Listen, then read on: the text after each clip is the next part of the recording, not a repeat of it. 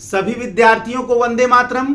मैं विकास श्रीवास्तव विक्रमादित्य आईएएस गोरखपुर के YouTube channel पर आपका स्वागत करता हूं।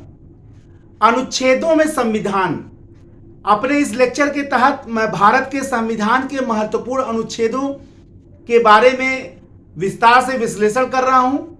इसी क्रम में आज हम लोग अनुच्छेद 51 तक पढ़ चुके हैं। आज अनुच्छेद 52 जनरली जो संघ के शासन यानी भाग 5 के अंग हैं, आज उन्हीं अनुच्छेदों को देखा जाएगा। चाहे वो आईएएस की प्रारंभिक परीक्षा हो, चाहे वो पीसीएस की प्रारंभिक परीक्षा हो, चाहे मेंस के परीक्षाएं हो, सब में अनुच्छेद महत्वपूर्ण योगदान रखता है। और अनुच्छेदों के माध्यम से अगर आप पॉलिटी लिख दें तो आपको गणित की तरह नंबर मिलेगा। इसीलिए हमने विस्तार से अनुच्छेदों के लेक्चर को प्रारंभ किया है और लगभग महत्वपूर्ण अनुच्छेदों के बारे में विस्तार से विश्लेषण कर रहा हूं। इसी क्रम में आज हम लोग अनुच्छेद 52 से जो महत्वपूर्ण अनुच्छेद है उनका डिस्कशन किया जाएगा। सबसे पहले है अनुच्छेद 52। अनुच्छेद 52 यह कहता है कि भारत का एक राष्ट्रपति होगा। आर्टिकल 52 यह कहता है कि भारत का एक राष्ट्रपति होगा, यानी भारत का एक प्रेसिडेंट होगा। और अनुच्छेद 53 क्या कहता है कि संघ की कार्यपालिका शक्ति इसी राष्ट्रपति में निहित होगी। 52 क्या कहता है कि भारत का एक राष्ट्रपति होगा। अनुच्छेद 53 क्या कहता है कि संघ की कार्यपालिका शक्ति राष्ट्रपति में निहित होगी, यानी संघ के शासन का संचालन प्रधानमंत्री के नाम से नहीं होगा। संघ के शासन का संचालन जो है वो राष्ट्रपति यानी प्रेसिडेंट ऑफ इंडिया के अनुसार होगा। ठीक है ना। तो 53 और 52 हो गया। ठीक। इसके बाद अनुच्छेद 54, आर्टिकल 54 क्या कहता है? राष्ट्रपति के निर्वाचन के लिए निर्वाचक मंडल यानी electoral college for president of India, यानी भारत के राष्ट्रपति के निर्वाचन में कौन कौन भाग लेंगे, यानी कौन कौन सदस्यों से मिलकर राष्ट्रपति का इलेक्टोरल कॉलेज यानी राष्ट्रपति का निर्वाचक मंडल बनता है। तो भारत के संविधान का अनुच्छेद 54 राष्ट्रपति के लिए निर्वाचक मंडल की बात करता है। राष्ट्रपति के निर्वाचक मंडल में संसद के दोनों सदनों यानी लोकसभा प्लस राज्यसभा के निर्वाचित सदस्य तथा राज्य विधानसभा के निर्वाचित सदस्य, इसमें मनोनीत सदस्य भाग नहीं लेते हैं। यानी अनुच्छेद 54 जो है वो राष्ट्रपति के निर्वाचक मंडल की बात करता है, जिसमें लोकसभा तथा राज्यसभा के निर्वाचित सदस्य सम्मिलित होते हैं तथा राज्य विधानसभाओं के निर्वाचित सदस्य भाग लेते हैं। ये हो गया अनुच्छेद 54। अनुच्छेद 55 यानी 55 राष्ट्रपति के निर्वाचन की रीत की बात करता है, यानी किस रीत से राष्ट्रपति का निर्वाचन होता है। अनुच्छेद 55 में यह बताया गया है कि राष्ट्रपति का निर्वाचन आनुपातिक प्रतिनिधित्व प्रणाली, ठीक है ना, आनुपातिक प्रतिनिधित्व प्रणाली के अनुसार एकल संक्रमणीय मत द्वारा, आनुपातिक प्रतिनिधित्व प्रणाली के अनुसार एकल संक्रमणीय मत द्वारा गुप्त मतदान रीत से होता है। यही भारत के राष्ट्रपति के निर्वाचन की रीति है।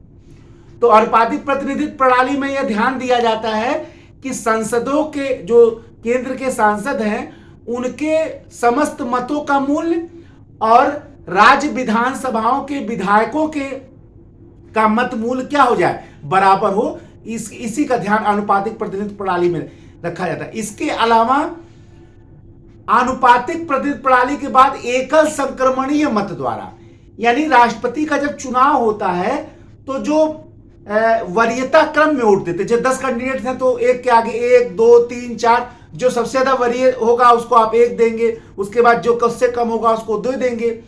इसमें जो ऊपर के कैंडिडेट होते हैं उसके बाद जो हारने वाले कैंडिडेट होते हैं, तो हारने वाले कैंडिडेट का सारा मत जो है वो ऊपर के 2 कैंडिडेट के पास चला जाता है जिनके जीतने की संभावना ज्यादा होती है। यानी जिनके जीतने की संभावना बिल्कुल नहीं होती है उनका मत ट्रांसफर हो जाता है जिनके जीतने की संभावना होती है उनको।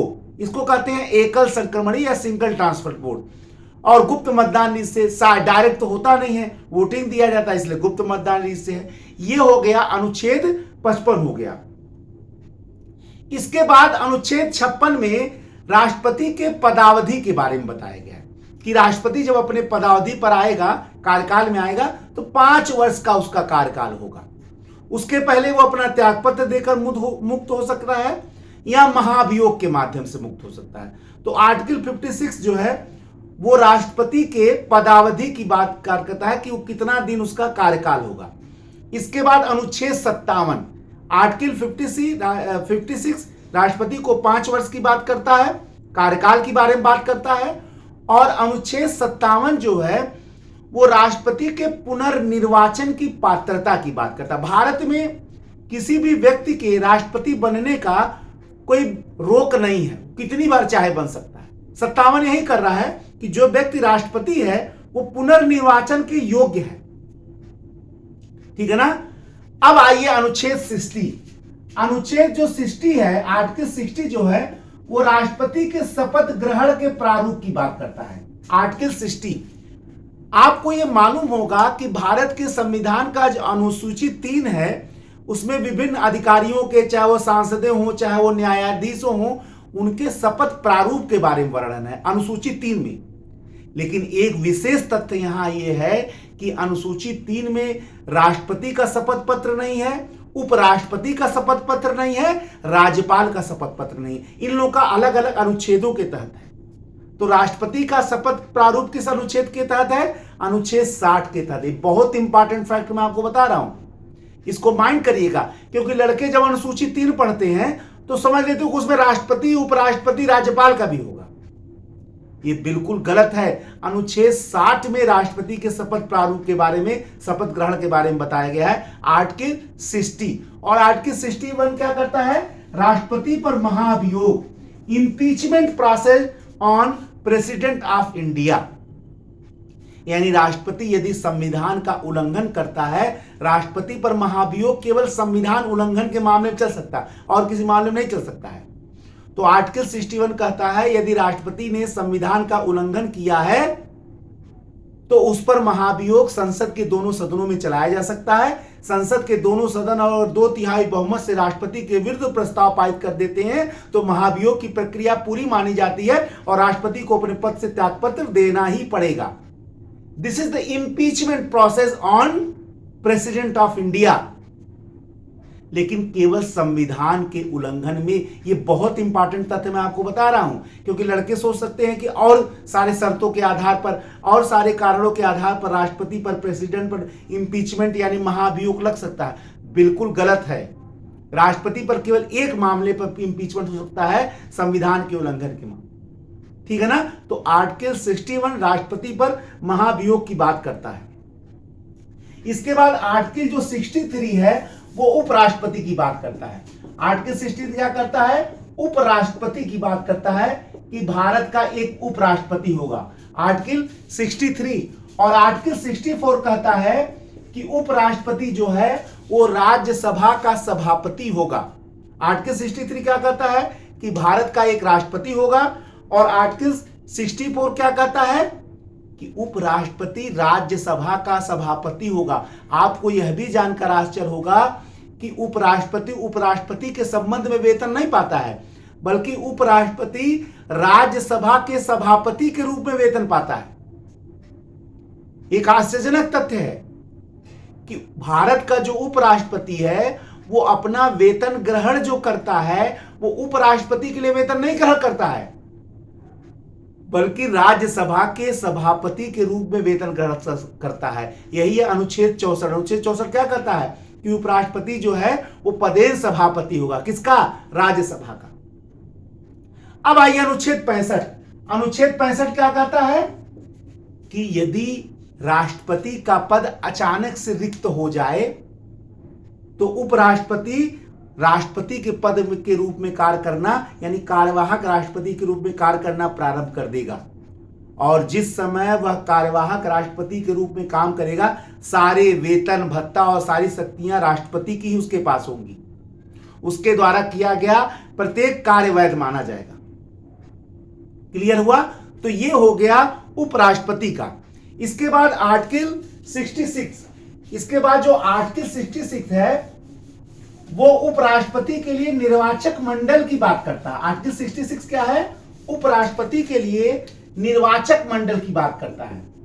क्या कहता है? जैसे हमने देखा कि अनुच्छेद 54 जो है वो राष्ट्रपति के निर्वाचक मंडल की बात करता है, उसी प्रकार अनुच्छेद 66 जो है 66 वो उपराष्ट्रपति के निर्वाचक मंडल की बात करता है। क्या कहता है कि उपराष्ट्रपति के निर्वाचक मंडल में संसद के दोनों सदनों के सदस्य ही भाग लेंगे, लेकिन संसद के दोनों सदन यानी लोकसभा और राज्यसभा के निर्वाचित और मनोनीत दोनों सदस्य, देखिए राष्ट्रपति के निर्वाचक मंडल में केवल लोकसभा और राज्यसभा तथा राज्य विधानसभाओं के केवल निर्वाचित सदस्य भाग ले रहे थे, लेकिन उपराष्ट्रपति के निर्वाचन में केवल संसद के दोनों सदनों के निर्वाचित और मनोनीत दोनों सदस्य भाग लेते।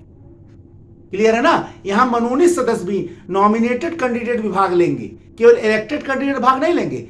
ये बात कॉन्सेप्ट है। देखिए मैंने बताया कि सिविल सेवा की तैयारी जो है तथ्यों से नहीं होती है, बहुत सारे किताबों से नहीं होती है, बल्कि सिविल सेवा परीक्षा आप जो है वो स्पष्ट ज्ञान से प्राप्त करते हैं। सिविल सेवा की परीक्षा में बहुत ज्यादा ज्ञान की आवश्यकता नहीं है, बहुत ज्यादा तथ्यों के भरमार की आवश्यकता नहीं है, बल्कि स्पष्ट ज्ञान की आवश्यकता है। सिविल सेवा की परीक्षा अधिक ज्ञान से नहीं निकलता है, बल्कि सिविल सेवा की परीक्षा स्पष्ट ज्ञान से निकलता है। इसलिए देखिए ना, बहुत सारे बच्चे कम से कम किताब लेकर, कम से कम तथ्यों को पढ़कर भी टॉप कर जाते हैं या पढ़कर भी सेलेक्ट हो जाते हैं।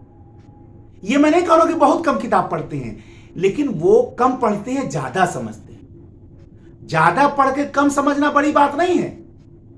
कम चीजों को पढ़िए, आप ज्यादा चीजों को अपने आप को सक्षम बनाइए। इसका कैसे होगा? जब आप कॉन्सेप्ट से पढ़ेंगे, यानी आप गागर में सागर भरने की प्रक्रिया रखेंगे। तो सिविल सेवा की तैयारी स्पष्ट ज्ञान से निकलता है।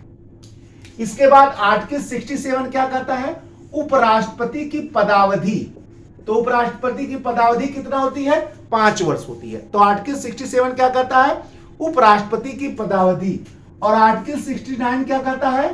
उपराष्ट्रपति का शपथ ग्रहण। जैसे आर्टिकल 60 जो था वो राष्ट्रपति के शपथ ग्रहण की बात कर रहा था, तो आर्टिकल 69 जो है वो उपराष्ट्रपति के शपथ ग्रहण की बात कर रहा है। ठीक है ना? ये दोनों याद रखिएगा, आर्टिकल 60 और आर्टिकल 69। आर्टिकल 60 जो है वो राष्ट्रपति के शपथ ग्रहण की बात करता है और आर्टिकल 69 जो है वो उपराष्ट्रपति के शपथ ग्रहण की बात करता है। इसके बाद आइए आर्टिकल 72, बहुत इंपॉर्टेंट आर्टिकल है। क्या है? क्षमादान की शक्ति। किसके क्षमादान की शक्ति है? राष्ट्रपति के क्षमादान की शक्ति। राष्ट्रपति भारत के किसी भी न्यायालय द्वारा दिए गए दंड को क्षमादान की शक्ति प्राप्त करता है। यहां तक कि राष्ट्रपति जो है वो मृत्यु दंड को भी क्षमा करने की शक्ति रखता है। यदि सर्वोच्च न्यायालय ने मृत्यु दंड दे दिया है, भारत के अंतिम न्यायालय ने मृत्यु दंड दे दिया है, तो अनुच्छेद 72 के तहत भारत के राष्ट्रपति को मृत्यु दंड को भी क्षमा करने की शक्ति प्राप्त है। भारत का एक ऐसा अधिकारी जिसको सर्वोच्च न्यायालय द्वारा दिए गए, अंतिम न्यायालय द्वारा दिए गए मृत्यु दंड को भी क्षमा करने का अधिकार है। अब आइए आर्टिकल 74। मैंने आपको बताया था ना कि आर्टिकल 52 यह कहता है कि भारत का राष्ट्रपति होगा, और आर्टिकल 53 यह कहता है कि संघ की कार्यपालिका शक्ति जो है राष्ट्रपति में निहित होगी। उसी समय अनुच्छेद 74 यह कहता है कि राष्ट्रपति को उसके कार्यों में, उसके शक्तियों में सहायता देने के लिए एक मंत्री परिषद होगा। 74 ही कह रहा है कि राष्ट्रपति को उसके कार्यों में सहायता देने के लिए एक मंत्री परिषद होगा, जिसका प्रधान प्रधानमंत्री होगा, और मंत्री परिषद के सलाह पर ही राष्ट्रपति अपना कार्य करेगा। 74 है, और सलाह ही तो सब कुछ है। मंत्री परिषद का जो सलाह है वही तो राष्ट्रपति को रबर स्टैंप बनाकर रख देता है। न्यायालय इस बात की जांच नहीं कर सकता है कि मंत्री परिषद ने राष्ट्रपति को क्या सलाह दिया, और यही सलाह जो है वो सारी शक्ति राष्ट्रपति की हर लेता है और राष्ट्रपति को क्या बना देता है? Rubber stamp. तो 53 तो सारी शक्ति दे रहा है कि संघ का कार्यपालिका शक्ति उसमें निहित है, संघ का शासन उसके नाम से चलाया जाएगा। लेकिन 74 कहता है कि उसको उसकी शक्तियों में सहायता देने के लिए, उसके कार्यों में सहायता देने के लिए एक मंत्री परिषद होगा 74, जिसका प्रधानमंत्री होगा। और अनुच्छेद 75 क्या कह रहा है कि प्रधानमंत्री की नियुक्ति भारत का राष्ट्रपति करेगा और प्रधानमंत्री के सलाह पर अन्य मंत्रियों की नियुक्ति करेगा और बर्खास्त भी करेगा। प्रधानमंत्री की नियुक्ति कौन करता है? भारत का राष्ट्रपति 75 के तहत, और प्रधानमंत्री के सलाह पर अन्य मंत्रियों की नियुक्ति करता है। और यही नहीं, प्रधानमंत्री के सलाह पर अन्य मंत्रियों की क्या करता है? बर्खास्त भी करता है। इसी में एक खंड है आर्टिकल 75 का खंड 3, आर्टिकल 75 क्लास 3 क्या कहता है कि मंत्रिपरिषद सामूहिक रूप से लोकसभा के प्रति उत्तरदायी होगा। The council of ministers are collectively responsible to the house of people, not parliament, यानी संसद के प्रति नहीं है। किसके प्रति है? केवल हाउस ऑफ पीपुल यानी लोकसभा के प्रति है। यानी भारत में जो मंत्रिपरिषद है या सरकार है वो सामूहिक रूप से लोकसभा के प्रति उत्तरदायी है। आर्टिकल 75 खंड 3 याद रखिएगा, बहुत इंपॉर्टेंट आर्टिकल है। उसी समय है आर्टिकल 78। देखिए कॉन्सेप्ट से पढ़िए, रटने जो उतना ही, रटने से अनुच्छेद नहीं याद होगा। आप अनुच्छेदों को समझ लीजिए। आप मेरे लेक्चर को ध्यान से सुनेंगे, जितने अनुच्छेद मैं आपको बता रहा हूं अगर आप ध्यान से पढ़ लेंगे अनुच्छेद आपको नहीं भूलेंगे, क्योंकि मैं उसकी व्याख्या कर रहा हूं। अनुच्छेद 78 क्या कहता है? 78 का कहता है कि राष्ट्रपति को यह अधिकार है कि 78 का यह कहता है कि प्रधानमंत्री का यह कर्तव्य है कि प्रशासन के लिए, प्रशासन जो संचालित हो रहा है उसके संचालन के बारे में हमेशा राष्ट्रपति को सूचना दे। लेकिन 78 खंड यह कह रहा है कि राष्ट्रपति को यह अधिकार है कि प्रशासन की सूचना प्रधानमंत्री से मांग ले। 78 का में तो प्रधानमंत्री का कर्तव्य है कि उसको सूचना दे प्रशासन के बारे में। 78 एक कह रहा कि अगर न दे तो राष्ट्रपति को खुद अधिकार है कि वह सूचना मांग ले प्रशासन के संचालन के बारे में। तो आर्टिकल 78 तक आपको इंपॉर्टेंट 52 से लेकर 78 तक जो मैंने अनुच्छेद आपको बताया है उसको विस्तार से आप समझ लीजिए जैसे मैंने समझाया है। अगर आपको कुछ नहीं समझ में आया तो आप कमेंट के माध्यम से पूछ लीजिए, निश्चित ही मैं आपको क्लियर करूंगा। मेरा कर्तव्य यही है, ठीक है ना, मेरा कर्तव्य यही है कि अपनी बातें आप तक पहुंचाऊं। ठीक है, नए लेक्चर में अनुच्छेदों में संविधान के तहत मैं फिर आपके समक्ष उपस्थित होऊंगा। तब तक के लिए जय हिंद, जय भारत, वंदे मातरम, धन्यवाद।